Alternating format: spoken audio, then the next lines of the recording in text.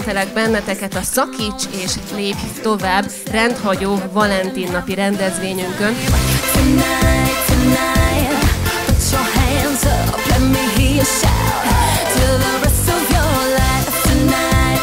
Nagyon fontos az, hogy később is érezzék, hogy ott vagyok, és nem csak a blogon és a Facebookon, úgyhogy minél több felületet próbálok találni, hogy még szorosabb legyen ez a kapcsolat, mert ez nagyon fontos.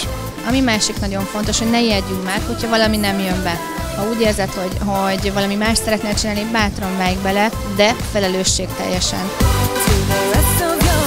Elkezdtem jogázni pont azért, mert annyira sok stressz volt az életemben, hogy hallottam, hogy a jóga segít ebben.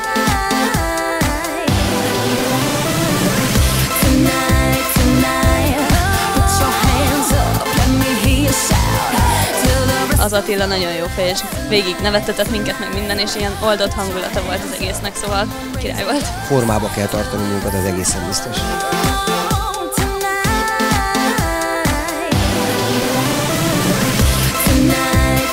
A serdülők a szülőkhöz nem tudnak igazán fordulni, a felnőtteknél pedig már, tehát a 20-as éveknél pedig már ugye azt mondjuk, hogy hát már tudnod kell, hát már nem vagy gyerek. És tulajdonképpen pont ez a tudnod kell, de honnan kéne tudnom? Kérdés az, ami a legnehezebb.